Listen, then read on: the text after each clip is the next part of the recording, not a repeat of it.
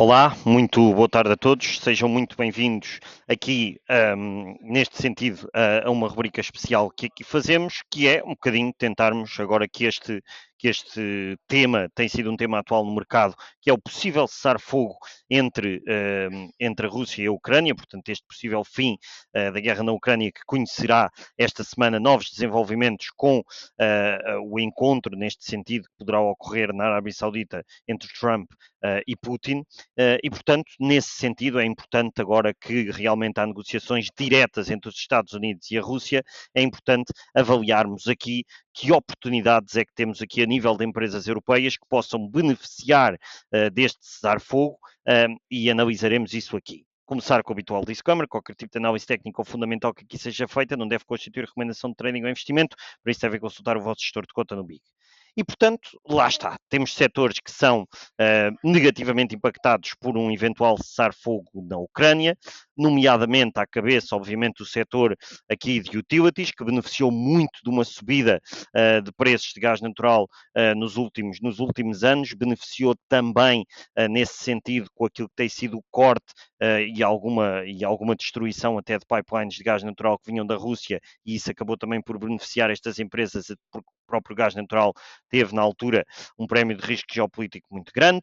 As petrolíferas também são um segmento de mercado negativamente impactado, porque, obviamente, retira-se então o prémio de risco geopolítico do petróleo, e vamos tendo também mais petróleo russo a entrar no mercado no momento atual, que já tem sido um tema que tem sido efetivamente mais marcado nos últimos meses, com petróleo russo a entrar no mercado, de notar que a Rússia pesa cerca de 11% do total de produção de petróleo no total mundial. E depois, obviamente, o tema de transporte e logística, que beneficiou muito com um aumento quase exponencial de custos de shipping, e, portanto, transporte e logística teve margens muito acentuadas, uma subida de margens muito acentuadas que, no momento atual, podem estar em risco, então, de ser absolutamente exprimidas, digamos assim, e reduzidas. Ainda assim, e como disse, estes são os setores negativamente impactados, mas temos aqui algumas ações dentro destes setores que estão, digamos assim, escudadas face a um impacto negativo.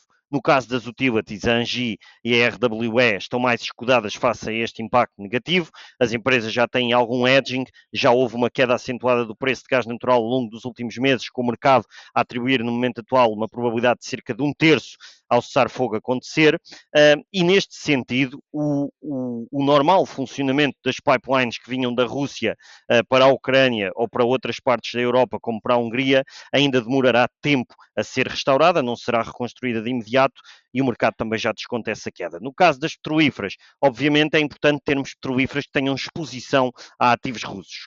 A Total, BP e a OMV são três desses exemplos. O impacto negativo nestas empresas é mitigado porque ou têm participação em petrolíferas russas, como o caso da BP com a Rosneft, ou então têm pipelines de gás natural que vêm da Rússia, como o caso de Yamal, que é o caso aqui da OMV, que tem efetivamente participação nessa pipeline. No caso de transporte e logística, aqui a DHL está mais negativamente, está mais escudada, efetivamente, porque o transporte aéreo é o mais impactado por queda das margens, mas no caso desta empresa representa apenas 4% da receita.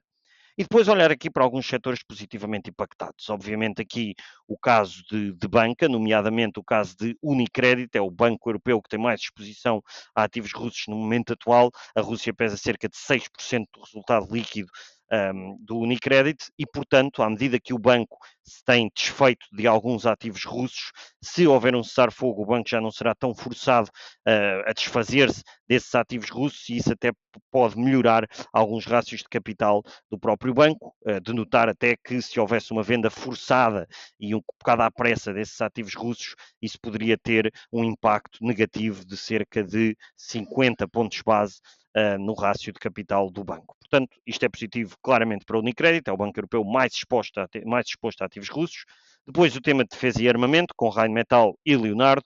Obviamente que se houver um cessar-fogo, estas empresas podem ser penalizadas em primeira linha, porque também fornecem, obviamente, sobretudo a Rheinmetall, fornece alguns sistemas de mísseis teleguiados para a Ucrânia, mas, efetivamente, podem ser beneficiadas, obviamente, depois pelo forcing dos Estados Unidos em aumentar despesa com defesa para membros da NATO. O próprio Trump quer que os membros da NATO tenham 5% de gastos em defesa, 5% do PIB de gastos em defesa, para efetivamente ser, diz ele, justo para com a contribuição dos Estados Unidos.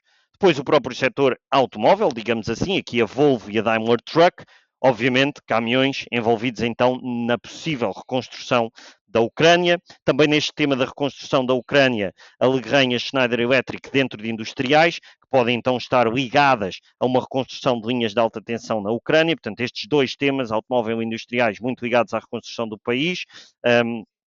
A própria, aqui dentro também entra, obviamente, a própria CRH, dentro dos industriais, porque efetivamente a própria CRH tem participação em cimenteiras na Ucrânia e então também estará ligada aqui a este tema e poderá beneficiar deste tema no momento atual.